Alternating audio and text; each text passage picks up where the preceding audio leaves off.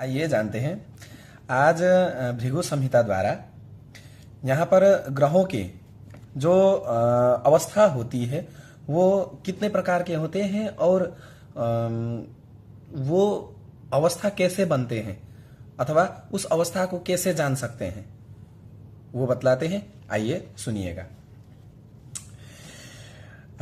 ग्रहों की टोटल 10 अवस्थाएं होती है, जिसमें दीप्त अवस्था, मुदित अवस्था, स्वस्थ अवस्था, सप्त अवस्था, प्रपीड़ित अवस्था, दीन अवस्था, खल अवस्था और भीत अवस्था और विकल अवस्था, ये करके टोटल 10 अवस्थाएं होते हैं। और दीप्त अवस्था में अपनी उच्च राशि या मूल त्रिकोण में स्थित ग्रह को दीप्त कहा जाता है, यह पूर्ण फलदायक होता है। और दूसरे नंबर में मुदित अवस्था। मुदित अवस्था का अर्थात मित्र राशिस्थ ग्रह मुदित अर्थात प्रसन्न कहलाता है, यह पूर्ण शुभ फलदायक होता है। मित्र राशिस्थ ग्रह जो होता है वो। और तीसरे नंबर पे आता है स्वस्थ अवस्था, मतलब स्वराशि पर स्थित ग्रह जो है उसको स्वस्थ कहलाता है और यह शुभ फलदायक होता है। इसमें पूर्ण शुभ फलदायक नहीं बोला गया, इसको शुभ फलदायक बोला गया है भृगु संहिता के प्रमाण में। चौथे नंबर पे शांत अवस्था, अर्थात शुभ ग्रहों के घर में बैठा जाने वाला जो ग्रह होता है वो शांत अवस्था का होता है और इससे शुभ फल ही प्रदाता होता है। इसका शुभ फल ही प्रदाता होता है शांत अवस्था का। और शक्त अवस्था का मतलब रश्मियों के जालों से शुद्ध ग्रह शक्त होता है। रश्मियों के जालों से शुद्ध ग्रह शक्त होता है, अर्थात पाप ग्रहों के स्थान पे आ जाए शुभ ग्रह और उसमें फिर पाप ग्रहों के जिस राशि में बैठ के पाप ग्रहों ही उसको देखते हो तो उसको शक्त अवस्था कहते हैं। ये शक्त होता है, ये अपनी दशा में कभी कभार थोड़ा सा फल देने वाला होता है, मतलब स्थिति को जमाए रखने वाला होता है। और 6वें नंबर में आता है प्रपीड़ित अवस्था। पापादि ग्रहों से पराजित होने पर ग्रह की संज्ञा प्रपीड़ित हो जाती है और यह शुभ फलदायक नहीं होती, यह अपनी दशा में शुभ फलदायक नहीं होती है।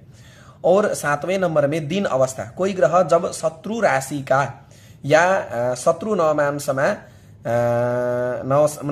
में शत्रु की ही राशि पर होता है तो वह दीन होकर अशुभ फलदायक हो जाता है।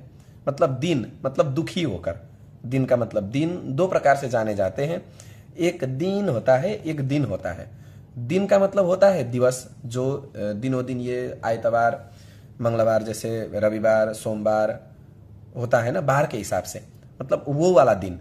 और एक दिन होता है दीर्घ दिन। दीर्घ दिन का मतलब होता है दुखी। तो ये दिन अवस्था का ग्रह अशुभ फलदायक होता है। और 8वें नंबर पे है खल। पापक ग्रहों के बीच बैठा ग्रह खल संज्ञा का होता है और यह अशुभ फलदायक हो जाता है। जैसे कि पापक ग्रहों के बीच में कहने से जैसे मानो कि लग्न भाव में एक कोई शुभ ग्रह बैठा हो और द्वितीय भाव में और द्वादश भाव में पाप ग्रह बैठे हो, वो भी अच्छे नहीं हो, तो वह अवस्था में जो लग्न में बैठा हुआ ग्रह होता है वो बीच में बैठा हुआ है, इसके कारण से वो क्या हो जाता है, खल हो जाता है। ये गुरु से बनने वाला खल योग नहीं है, जैसे तृतीय भाव से बनता है, वो खल योग की बात नहीं कर रहा है, कि खल अवस्था की बात कर रहा है, इसीलिए मैंने ऐसे समझाया आप लोगों को। और 9वें नंबर पर है नीच, जो नीच ग्रहों की संगति के साथ बैठता है उसको भीत अवस्था कहते हैं।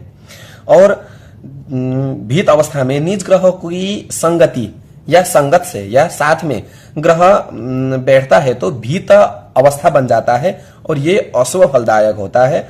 और 10वें नंबर पे विकल अवस्था, अर्थात ग्रह अस्त ग्रह के साथ बैठा हो या अस्त ग्रह होकर रहता हो तो विकल अवस्था कहते हो उसको, यह भी अशुभ फलदायक ही होता है।